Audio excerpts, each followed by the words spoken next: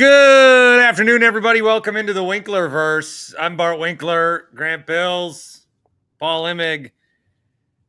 The tone and tenor around the Bucks has changed quite substantially in the last 24 hours. First of all, if you did miss our draft breakdown on Boboljub Markovic, I did a good 30 minutes on that last week, so please check that out. Help me recap everything that's happened. So basically, everyone's back except for Brooke, 2 years, 18 to the Clippers. Yep. Taurean Prince is back, which we all think is a favor to get Gary Trent cheap, as we'll have his bird rights next year. Correct. Jericho Sims is back. Jericho Sims is back. Is that right? Ryan Rollins, not so much, or maybe, but probably, who knows. They rescinded his offer. And then out of nowhere, a 4-year, $107 million deal to Myles Turner, which there was no mathematical way for that to happen. Correct. But Jon Horst found a way, and that was by stretching out Damian Lillard's contract on, coincidentally, the hilarious and always fun Bobby Bonilla Day. Oh, yeah. We will now be paying Damian Lillard $22 million a year for 5 years as he rehabs and now can pick where he wants to go. So reports about who's happy, who's not happy, who's this, who's that. There could be no clearer sign to me that the whole gap year thing is gone. We can't afford it. Yeah. If Giannis is this close now, allegedly, you can't assume years with Giannis. Whether he ends up staying forever or not, you can't assume years with Giannis. You have to take advantage of everyone that you have. And, there's still work to be done, I would say, but this is a markedly younger team, which for that alone maybe makes them a better team. Yeah. And in the East, I mean, anything goes. Plus, you made the Pacers worse. So yeah, that's good. Your thoughts, Paul? Well, let me ask you guys first. How many minutes? This is not dissimilar to the Josh Jacobs, Aaron Jones situation, albeit you could contractually actually do Josh Jacobs and Aaron Jones together, but there's that 10-minute period or that 1 hour period. How many minutes in real time for you guys? Bart, you were trying to nap. Grant, you were working.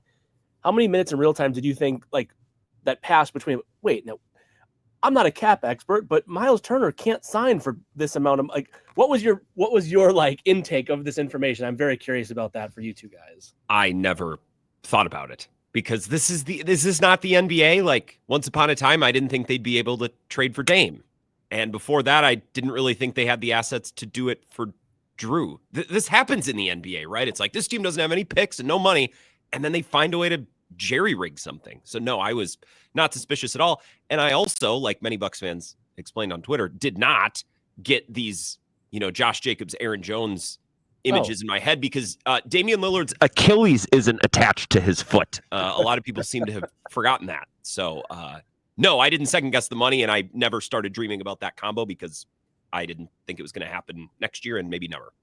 Bart, what was your intake of the information? Yeah, when we thought we had Jacobs and Jones, that was awesome. Although Jacobs has been as good as I wanted and hoped. Plus, he bullied the Packers into trying to get their receivers to step up, which I'm pro about that. It helped get Matthew Golden to be a Green Bay Packer. But yeah, I didn't really think about. I think when you got Josh Jacobs, it was we have both. When they traded for or signed Myles Turner, I don't think anybody. I don't think the next thought process could be had there. It's like, how is this happening? And this is a big thing that is a problem with the NBA. I'm looking at people online talking about these moves, being excited about these moves. But it's not so much, Turner gives Giannis the capability or it's not. It's wait. So how much of our mid-level tax exemption do we have now? It's not about the basketball. It's not about the fit. This can't be the best way. This can't be enjoyable for people, except for, of course. I mean, come on, Paul. The triple P. The Pocket triple P. protector, Paul. See, that was like my favorite part. So I probably should have assumed that we would have taken in this information slightly differently. There was this strange, like, I think I put the puzzle piece together about why the national media is anti-Buck. You want to hear it? And before you do that, let me just say, it's not just like it's unexplainable. No, it's not aggressive. Okay, go ahead.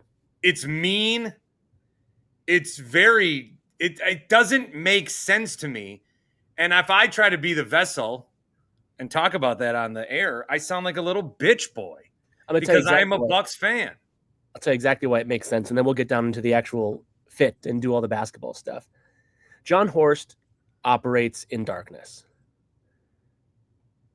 There's nothing that will piss off a reporter more than not being able to get information. I think, keep in mind, I've been to the dark side. And you've been a reporter, which you don't flex, you don't tap into this background of yours often enough.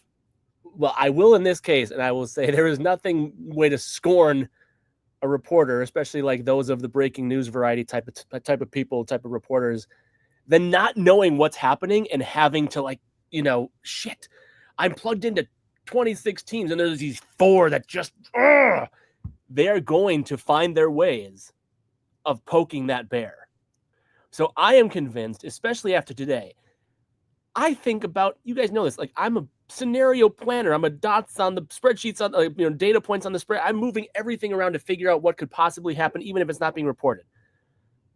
I think literally I am among the 100% majority, not 99.9, 100% majority who said this was never anything I considered. This is supposed to be, and I, like, again, I'll embrace the triple P, the pocket protector Paul. Like, this is not supposed to be possible. And I think NBA reporters are scornful because they don't have any information. And I think they hate it. And I think they're going to poke and poke and poke because they're pissed. And I've seen it happen. 10 years of getting this Giannis. Is not hypothetical. It's 10 years of getting out of Milwaukee because they don't get any information. You act like I'm reaching for this when I've seen it. Well, no, clearly that's why Wolfel's upset, because he used to get all the information. I mean, seriously, I shared a little bit with you guys recently. 15 years ago, man, that guy it was unbelievable. Unbelievable. Yeah. How plugged in Wolf was. So clearly he's pissed, but why he's like a Sam Quinn? What you're describing, Paul, is like a small, in the grand scheme. Bart's talking about 10 years of just, it's always beating on Milwaukee and pressuring Milwaukee. Like, you know who I give a ton of credit to today? And I haven't seen every show and every clip, and I'll cut a lot of it before my show. Brian Windhorst for going on ESPN and not saying, hey, risky for the Bucks, but instead saying, what are the Pacers doing? You just had your best season in forever, and you cheap out on the guy who's been there the longest. To your enemy. To the enemy, too. You lose him to the enemy. This is the first time I saw Kevin O'Connor tweet this, which triggered me because I don't like AOC, but he nailed this one. He's like, this is the first year in recent memory where Myles Turner was not actively talked about as a trade piece. And this is the offseason that the Pacers are like, no, thanks, we'll let you go to a rival. So why are the Bucks wearing this? Like, they're doing everything possible they can to try to keep Giannis, which is all that anyone's been talking about. And they're the ones who are like getting like dissected today instead of the Pacers who just but then they get Giannis, or they get Turner, and then now it goes back to Giannis where Chris Haynes, and I know he's boys with Dame, and isn't he cousins with Mariah or something? Yeah, something like that. Yep.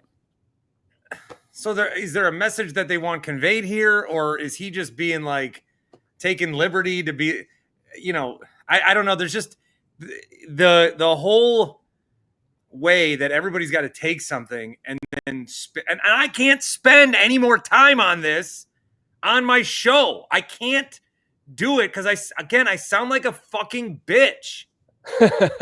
But the one point that you should not stop on your national show and anywhere else you may be is that social media is now for profit.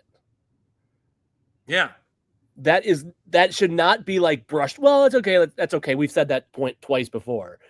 That's part of it. And it only took like 8 minutes before Chris Haynes' tweet was out about Giannis. And then, of course, what this brought. So, I mean, so it was like they had 8 minutes of excitement. And then it was like, Giannis is pissed. Like it just had to happen in that way. And then you go back and, we've shared this in our chat, but Jason Kidd gets fired by the Bucks. And Chris Haynes had the Giannis is devastated. Yes, quote, devastated about this. And I'm not saying Giannis wasn't. But I do remember when Drew Holiday was traded and like Giannis had to kind of put on a face because he couldn't be too excited about excited about Dame because he had to be mournful about Drew. And it's a tough spot. It's a tough spot for Giannis to be in because he has to like dance the dance of like, oh man, like my Achilles tendon torn buddy who I desperately wanted to make a buck just got his $110 million. This is a future Hall of Famer who just had his $110 million contract stretched. Players of Damian Lillard's caliber do not have their contract stretched and waived. This is not a thing. They should. They should more often. I love this from the NBA. Hell yeah. More teams should do this. And I like the points that you've been making on social media, Grant, about it and how this is like just another day in the NFL, but it's not. But in the sense, my pushback is like, he still gets his $110 million. Like, and he's elated. Sign me up for like being devastatingly pissed that I wasn't. And he gets to work out at home now. He doesn't have to worry about doing Bucks bullshit. He could just take the next year off, get paid. He doesn't have to join a team and stick to any schedule if he doesn't want to. Like, did you guys see? Did you guys see the Haynes clip of him on NBA TV earlier today? So it's about 45, 50 seconds. And we played it on Bill's show. And I'm like, this is the stupidest thing I've ever heard because they went to Haynes. What are you hearing? You have a report about Giannis. And Haynes I'm told that Giannis Antetokounmpo is not pleased with the decision. And then the next thing out of his mouth was he just didn't like how it was handled. And I'm like, yeah, okay. Those two things are not at all the same. They are, those two are those are separate. So I think, Bart, what you tweeted earlier is right. They asked Giannis and he's like, it's a bum.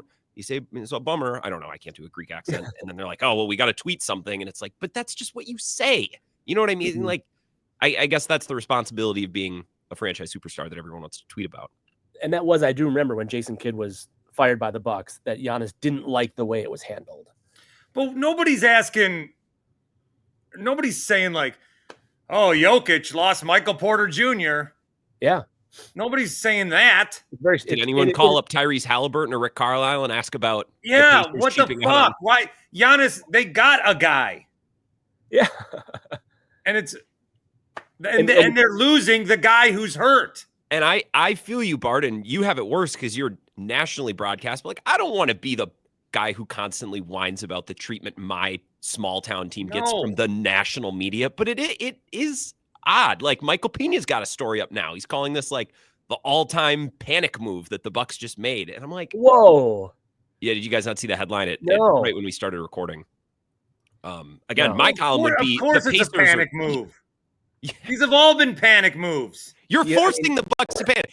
Everybody, you want the Bucks to make the panic move. Everyone's like, Giannis is watching. Giannis is monitoring. People were saying that he wasn't going to be happy enough with who they took at fucking 47. And then they go and get Myles Turner. I really don't. It is another move, though, that they made in an offseason. And this is a little different because the guy's hurt. But we keep making these huge moves. We haven't had an offseason where we've been healthy since the finals. I mean, so we keep getting rid of all these guys. But we're reacting to unknowns. Like, we don't know if it would have worked. We don't know. Although the Dame and Giannis thing, we can all admit, did not show the synergy. Yeah, we had plenty of time and plenty of games to see that wasn't going to be what it needed to be. If they had been healthy, maybe they get out of the first round once, but that doesn't really change the outlook on how that era went, in my opinion. And I'll own it. I said it to you guys on this pod, like, multiple rings, I believe you said. Multiple championships, if I remember correctly. I said they would win one of the next two, meaning... You did? Oh, yeah. It was something very, very strong where I was like, geez, all right. You loved the pairing. It was at first upon the acquisition. It's like, oh, you have 2 years of this pairing of Giannis and Dame, and also 2 years younger Chris Middleton, 2 years younger Brook Lopez. Like, the roster was well constructed at that time. And then, of course, the playoff and the injuries happened, not just this year, but the year before. And of course, it was the first year with Dame when the Bucks had in my opinion, a much realer chance to do something with real noise. But it is strange, Bart, and I really don't think this is like a local bias talking point to compare situations and say, well, where's the comment about Jokic losing the guy that he won the title with and Michael Porter Jr.? It is strange. But all right, let's get into some MmHmm's. I'm going to read you what, as it stands now, is the 14-man roster of the Bucks. And I'll do it from like point guard, air quotes, point guard, all the way down to the bigs. And this is their 14-man roster. I'm going to assume, if the roster stands as is, that Thanasis is the 15th and final spot. But the asterisk is that Markovic, I'll let Bart pronounce the first name. Bobolyub? Yeah. I'm going to assume he's on the roster. So he's one of the 14, one of the 15. But if he goes overseas, then you can have an extra spot. Kevin Porter Jr., Gary Trent Jr., AJ Green, Gary Harris, Kyle Kuzma, Taurean Prince, Andre Jackson Jr., Markovic, Giannis, Portis, Livingston, Myles Turner, Jericho Sims, Tyler Smith. That's 14 guys. Let's just say, for the sake of the exercise, that the 15th spot goes to Thanasis. Going into this season, the Bucks roster is better than the Bucks roster was going into last season. When, of course, even with Dame? Healthy Dame, of course, right? Healthy Dame. They need a point guard. Healthy Brook. They had Middleton. So they had Middleton, Brook, and Dame at the time going into the start of this past season. Now, of course, all three of those guys are gone, but Turner is in, Kevin Porter Jr. is in. You've seen more of AJ Green. You've seen more of Andre Jackson Jr. Gary Harris is in. Kuzma is in, et cetera, right? So while it's easy to say, of course, this is an upgrade for the Bucks because Damian Lillard was hurt. Like, he's not going to play. So it's an upgrade from what they otherwise would have had. What I'm trying to analyze is what I'll ask you. So the roster going into this upcoming season is better than the Bucks roster was going into last regular season. Or Well, Pat's gone. We didn't mention that. We didn't mention Pat. You're right. And that guy is going overseas or what? That's what it sounds like. He's going to get bought out. He's going to give back a bunch of his money so he can go play overseas. So I'm good to just say that guy and I don't have to learn his name. Micic. Okay. That Lopez sucks, so he's gone. Washed. He was washed. I know you're shaking your head. Oh, I just quote tweeted The Ringer, the article. I said, Monday, the Bucks need to do something drastic to keep Giannis. Tuesday, the Bucks did something drastic. What are those stupid idiots thinking?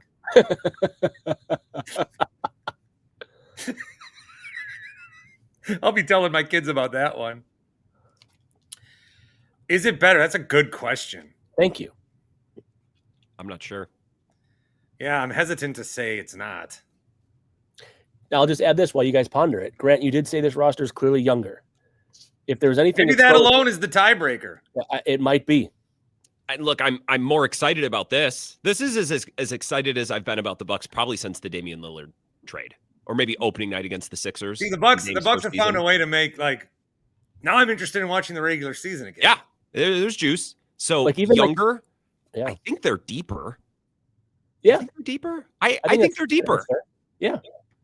Well, a lot too is going to depend on like what we get out of. I didn't mention Gary Harris either, did I? I said his name when I was doing the roster, but yeah. So is that true? There's 2 Garys in the league, and we have them both. We got both Garys. There's 2 juniors on the roster cornering the as well. market on juniors and Garys. I mean, a lot of it's going to depend on Kevin Porter Jr. And we know that he's not going to do a damn thing in the playoffs. Thanks, Bontemps. So, can I call it a wash? I think so. Or fold. Well, you're subtracting from Dame, and that is weaker. Mm-hmm. The backcourt, as it were. Mm-hmm. And now you're way better with a Turner, Giannis, Portis kind of triangle. Yeah. Bobby stays in his comfortable role. You're not going to Totally. have to ask him to step up and do something that he's never had to do. Yeah. Giannis can have the ball a little more. Yep. You know, when I say we need a point guard, Giannis is clearly capable. Also, like, I want Thanasis on this team. I want him to be a part of the team. I'm and I want him to play. It's so pissy about it. I want him to play minutes. I don't know about that, but we can discuss it further. I'm interested in hearing more of that. I don't know if now's the time. I think, Paul, I will say slightly, and now we have the benefit of knowing how last year's roster went. Giannis and Dame never turned into the thing that they needed to turn into. Like, they needed to be this beautiful, synergistic thing that was greater than the sum of the parts, and that was supposed to be the thing that led the team. And they didn't become that, and that really limited the value of both of the guys, right? Because if Giannis had the ball in his hands, helps the team, Dame's kind of useless, and vice versa.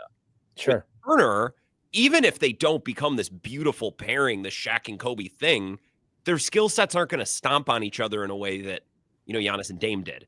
So I still feel like you'll get the requisite value from both Turner and Giannis, even if they, it's just another center combo. Even if he just comes in and is Brook Lopez, I think the value and the certain players around the court, like, they're not going to be repetitive, and they're not going to be as wasted as they were with Damian Lillard here. Similar to points that, Bart's made about, you want to make a joke, and then you quick look to Twitter, like, oh, 6 people have already made that joke. So, like, sometimes I'll say something, and for example, like, I compared the Josh Jacobs, Aaron Jones thing. I not that takes a rocket scientist to come up with that comp, but I didn't know coming into it, Grant, that had already been bandied about. So you were ready to, like, swat that one away.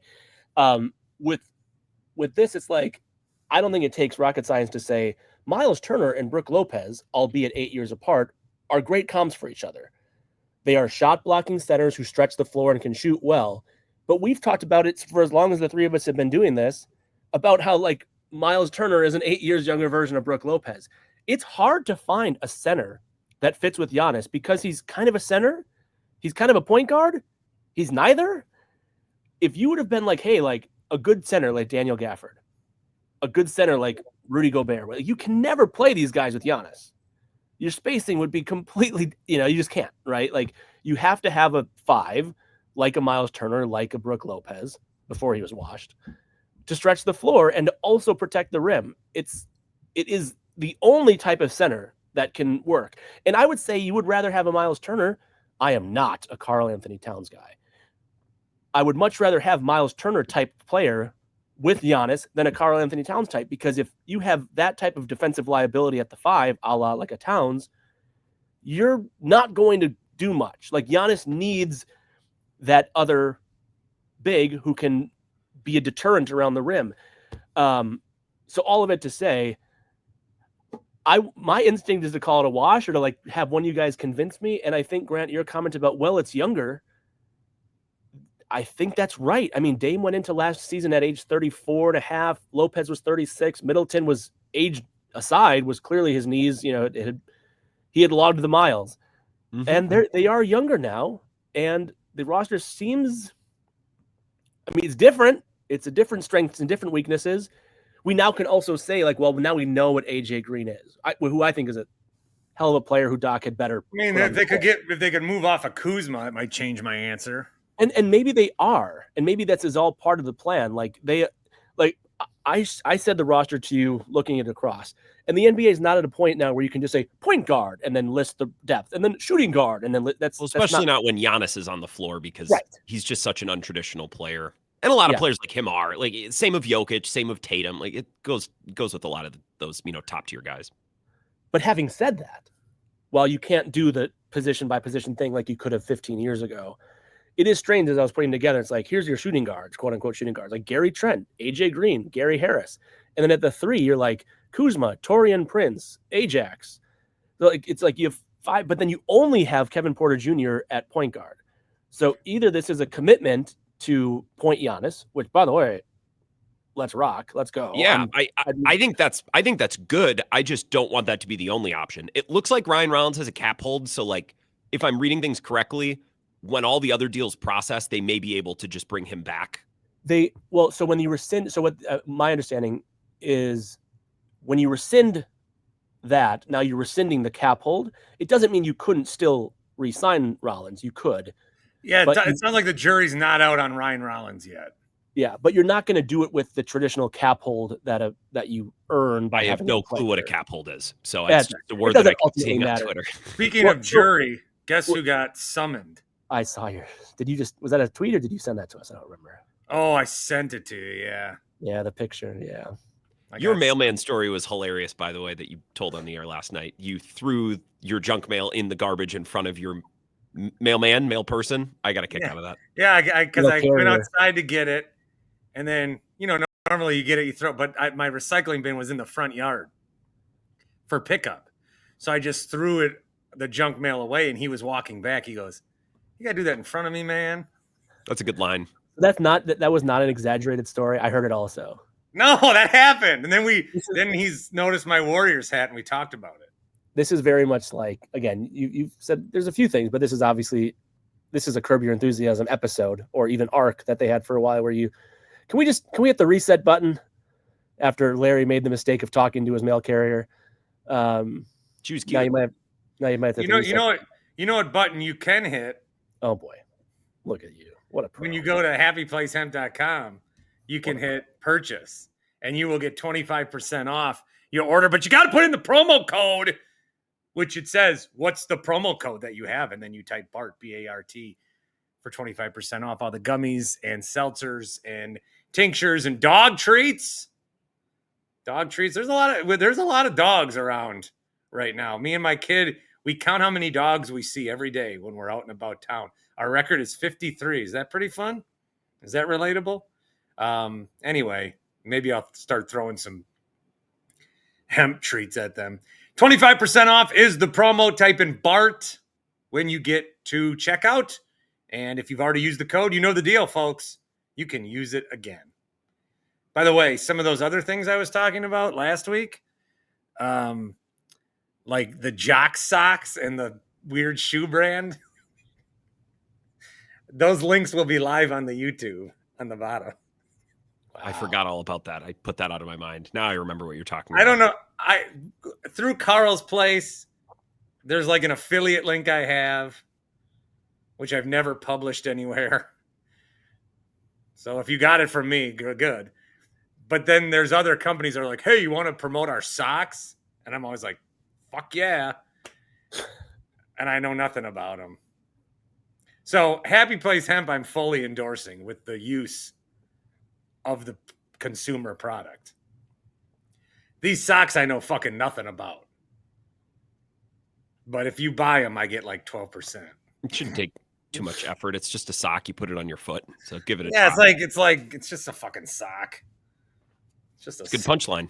I'm rewatching Mad Men. That would fly really well in that show. What's the line? It's just a fucking sock. All right, send that in. It's a fucking sock.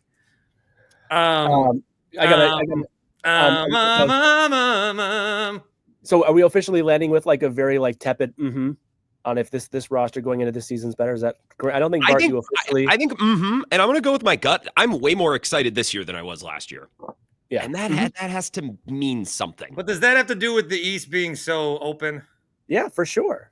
For me, it does. Maybe part of it. Yeah, probably. Because you know, there's a real chance because it's the East is what it is. It's winnable. And now you don't have to talk about gap years, and that has favor just because you don't have to say gap year. There are 2 point guards on the market, veteran point guards. Last week, I asked you about one of them, ironically, with an or fuck no in relation to Russell Westbrook.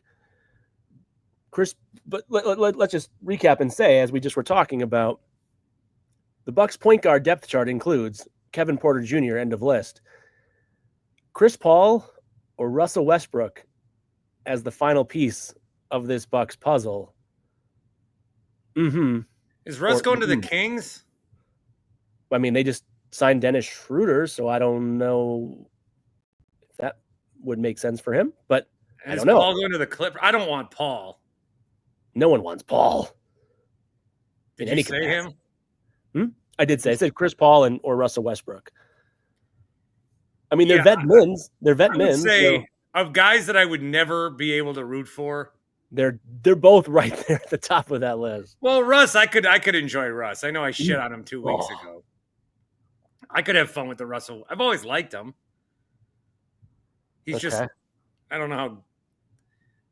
There's like some things he does that you're so happy about, and then some things he does that are so what the fuck, but then they like narrow out to neutral. He will win you 3 games. He will lose you 4 games. Yeah. Yeah, you might as well just have Ryan Rollins just like be, blend in with the background. Probably. Chris Paul would be high on the list of guys I would never want on this team. Mm-hmm. Halliburton. Although if you put Halliburton on this team right now, 2 down, 2 to go, Chris Paul. If you put Halliburton on this team with Giannis and Turner, because then that'd be the Pacers. That'd be just Giannis with being Siakam. That's what everybody wanted. Yep. Yeah. Yeah, I don't know. I don't. A veteran point guard. I mean, maybe it's these 2 names. I don't know who else to throw on that list, but. Oh, is there anyone else there that tickles your fancy? Well, these were the 2 that came to mind, and these 2 didn't exactly. Well, I'd rather have Russ if that's what you're asking. What does it say that Kyrie blew his ACL out? Got a 3-year deal. Mm-hmm. I would stretching Dame, to go back to that for a second, stretching Dame's contract.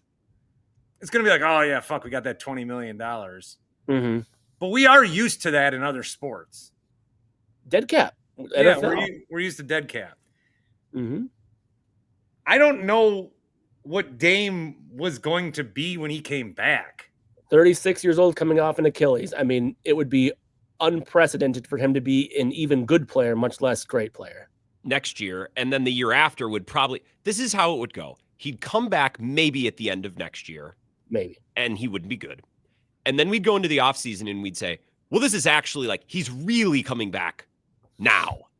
And then he would stink. And then we'd say, well, but this is his first season. Remember, this is his first season back. So we'd be like 2 seasons and change, or I guess like a year and a season and a half into this thing before we could even draw a conclusion. And by that point, he's 36. So even if his Achilles is great, now he's old as shit. So like, yeah, I don't know. Maybe this is insensitive. So sorry to Bucks fans if I'm stomping on your emotions today.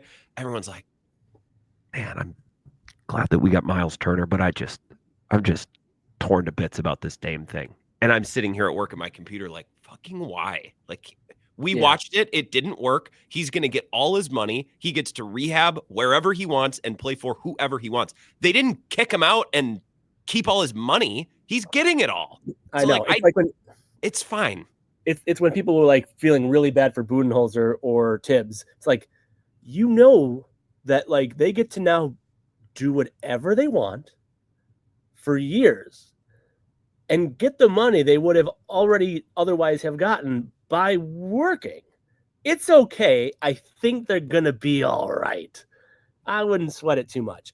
The one thing I'll say about it, we'll kind of go back to, you can answer the point guard question if you want, but this did also remind me, as I was thinking through it, of the price to sign Kawhi Leonard for the Clippers 5 years ago was, the Shai Gilgeous-Alexander trade and whatever else. Maybe they didn't have to do all that. The Clippers could have negotiated harder, but ultimately, like they had to get Kawhi, you had to do this.